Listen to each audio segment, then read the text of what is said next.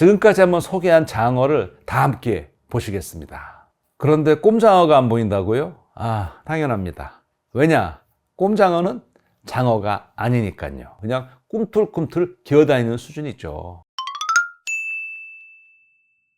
안녕하세요. 김흥빈입니다. 장어들 좋아하시는 분 많죠. 한국의 대표 보양식 가운데 하나죠. 장어가 종류가 되게 많잖아요. 뭐가 뭔지 혹시 헷갈리신 적 없으신가요? 저는 언젠가 한번 전북 고창에 간 적이 있는데요. 풍천장어가 유명하잖아요. 근데 저는 풍천장어라고 그래갖고 풍천이 지명 또는 이게 강 이름인 줄 알았어요.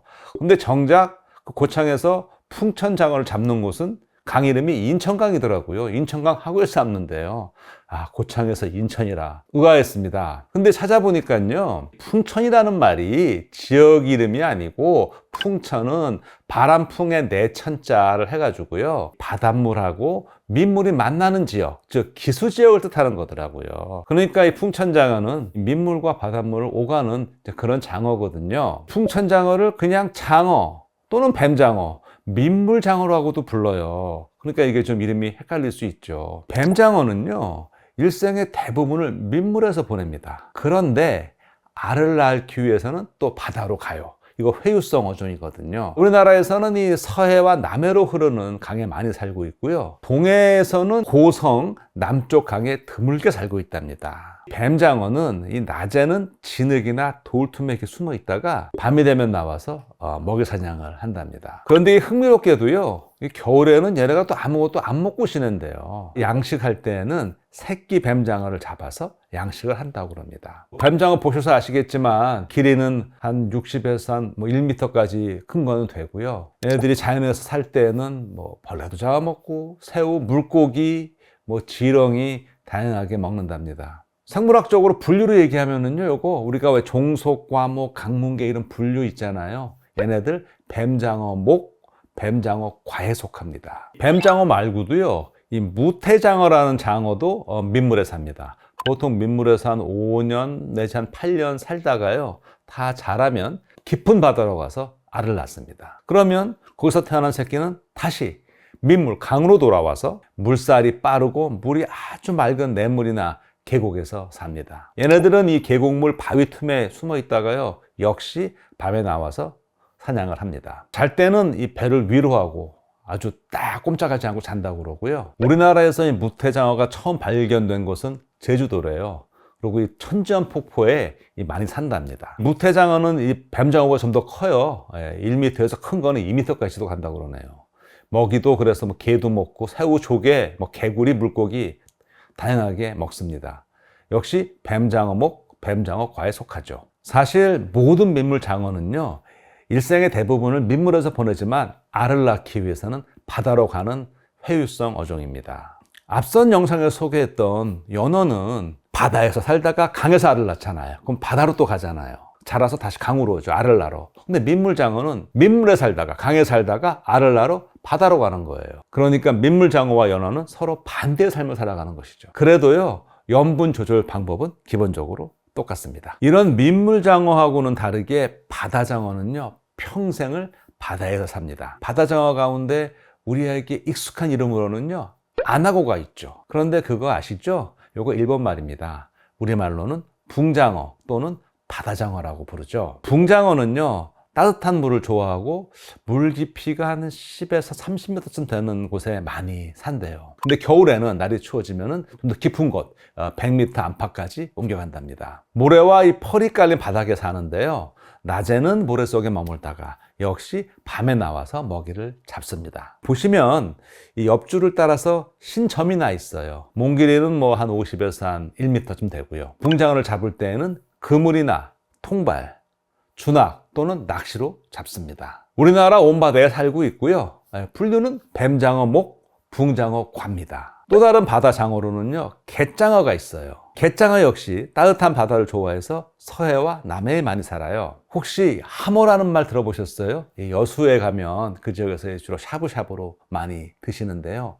이 하모도 갯장어의 일본 말입니다. 펄이나 모래가 깔린 바닥이나 바위 틈에 살거든요. 역시 얘네도 낮에는 숨어 있고요, 밤에 나와서 먹이를 잡습니다. 갯장어는요, 이 그림에서 보시는 대로 딱 보기도 싸납지 않습니까? 이 이빨이 아주 날카롭고요. 실제로 성질도 아주 하납답니다. 또 얘네들은 통바이나 주낙으로 잡고요. 크기는 보통 한 60에서 한 80cm쯤 된다고 합니다. 다른 이름으로는요, 게장어, 참장어 또는 이빨장어라고도 부릅니다. 자, 이번에는 조금 낯선 장어를 한번 소개해 보겠습니다. 곰치입니다. 일단 이름이 곰치예요. 물이 따뜻한 바다에 사는데요. 물속에 바위 밭이나 산호에서 사는데요. 역시 낮에는 산호나 돌틈에 숨어 있다가 밤에 나와서 먹이 활동을 합니다. 이 먹이가 가까이 오면은요, 가만히 있다가 마치 용수철처럼 팍 튀어나가서 덥석 문답니다. 얘네 역시도 이빨이 아주 송곳처럼 뾰족하고 안쪽으로 휘어져 있어가지고 한번 딱 물리면 이거 놓지 않죠. 곰치는 우리나라에서는 보기 어렵습니다. 몸 길이는 한 60에서 70cm쯤 되고요. 우리나라에서 볼 수 있다면은요, 제주나 남해에서 볼 수 있습니다. 역시 분류는 뱀장어목 곰치과에 속합니다. 지금까지 한번 소개한 장어를 다 함께 보시겠습니다. 그런데 꼼장어가 안 보인다고요? 아, 당연합니다. 왜냐? 꼼장어는 장어가 아니니까요. 이 흔히 꼼장어로 알려진 먹장어는요, 이 남해와 제주 바다에 사는데요. 이 얕은 바다 밑바닥에 삽니다. 머리가 물렁뼈, 연골로 되어 있고요. 턱과 척추가 없습니다. 그리고 뼈가 물렁물렁해요. 그러니까 이름은 장어지만 이 장어 무리하고는 다른 어류입니다. 또 이 먹장어는 부래가 없어서 물 위로 떠오르지 못해요. 지느러미도요, 이 꼬리 지느러미가 있어서 헤엄도 잘 못 친대요. 그냥 꿈틀꿈틀 기어다니는 수준이죠. 얘네들은 다른 물고기에 몸에 달라붙어서 살을 파먹거나 이 죽은 물고기를 먹습니다. 잡을 땐 통발로 잡죠. 생물학적 분류는 먹장어, 목, 꾀장어, 과에 속합니다. 또 이 먹장어가 흥미로운 게요, 먹장어는 이 신경이 독립적으로 분리된 구조예요. 그래서 머리와 몸의 움직임을 따로 조절할 수 있습니다. 이렇게 되면 먹이를 먹거나 위험에 대응하는데 유리해지죠. 예를 들어서 천적의 공격으로 그 몸의 일부가 잘려 나가더라도 계속 움직이고 있거든요. 그럼 포식자가 글로 주의가 가잖아요. 그때 얼른 도망칠 수가 있는 것이죠. 그러니까 중요한 생존 전략으로 작용합니다. 이런 특성 때문에 이 먹장어는요, 잘린 상태에서도 일정 시간 그 움직임을 유지할 수 있습니다. 기왕 많이 나온 김에 장어가 아닌 장어 두 종류 더 소개하겠습니다. 칠성장어라는 게 있는데요. 이 칠성장어는 강과 바다를 오가며 삽니다. 바다에서 살다가 강을 거슬러 올라와 알을 낳아요. 그러면 새끼는 강에서 한 3, 4년 살다가 또 바다로 갑니다. 바다에 살 때 얘네가 어떻게 이 먹이를 먹냐 하면은요, 큰 물고기에 달라붙어서 살갗을 파먹고 피를 빨아먹고 삽니다. 한 번 붙으면 물고기가 죽을 때까지 피를 빨아먹는다고 그래요. 그리고 또 죽은 물고기를 말끔히 먹어치워서 바다 청소부 노릇도 합니다. 이렇게 바다에서 한 2, 3년 살다가 봄에 다시 강으로 와서 알을 낳습니다. 알을 낳으면 암컷은 죽습니다. 마치 연어와 좀 비슷하죠. 우리나라에서는 주로 동해에 살고 있고요. 분류는 칠성장어목, 칠성장어과에 속합니다. 칠성장어는요, 이 과거에는 우리나라 이 전국 강에 살고 있어서 식용으로 많이 애용했대요. 그런데 지금은 멸종위기 야생생물 2급으로 지정되어 있습니다. 그래서 보호받고 있습니다. 그래서 이제는요, 칠성장어를 식용으로 사용하는 것은 법으로 금지되어 있고요. 그래서도 안 되겠죠. 멸종위기종이니까요. 자, 끝으로 다묵장어라는 게 있거든요. 이 다묵장어는 물살이 세찬 이 여울 아래 큰 돌 밑이나 모래와 자갈이 깔린 바닥에 삽니다. 낮에는 역시 숨어 살다가 밤에만 나와서 다니면서 먹이 활동을 합니다. 주로 모래 속에 사는 작은 벌레나 유기물을 걸러 먹는데요. 어릴 때는 먹이를 먹지만 다 자라면 아무것도 안 먹는데요. 봄에 알을 낳으면 어미들은 죽고요. 얘네들은 좀 작아요. 몸 길이가 한 15에서 20cm 정도. 분류는 칠성장어목, 칠성장어과에 속하고요. 역시들도 우리나라에서 멸종위기 야생생물 2급입니다. 이 칠성장어류는요, 이 턱이 없는 척추동물이에요. 현존하는 척추동물 가운데서 가장 오래된 계통입니다. 제가 오늘 말씀드린 내용은 보시는 것처럼 보리 생태사전이라는 책에서 제가 내용을 따왔는데요. 사실 제가 생물학을 전공하지 않았습니까? 제가 가장 어려울 때가, 난처할 때가 어느 때냐면, 지인들이 어디 여행을 가거나 산에 가거나 그랬을 때 자꾸 저한테 이 꽃은 뭐야? 이건 뭐야? 동물, 식물 이름을 물어보는 거예요. 전 솔직히 생물학 전공을 했지만 솔직히 고백을 하면 잘 모르거든요. 그럼 전 그때 이렇게 위기를 모면합니다. 나름대로.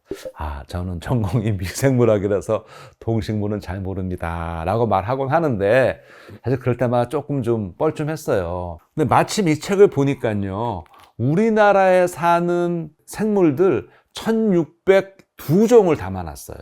그리고 아주 그림으로 세밀하게 그림을 그렸는데요. 왜 사진이 아니고 그림이냐 그럴 수 있는데 제가 보니까 사진을 찍게 되면 한 장으로 모든 걸 담기가 어렵잖아요. 근데 이건 세밀한 그림이어서 그 한 장에 각 생물의 특징을 다 잘 담아서 그림과 함께 보면서 보니까 아주 흥미롭고 유익하더라고요.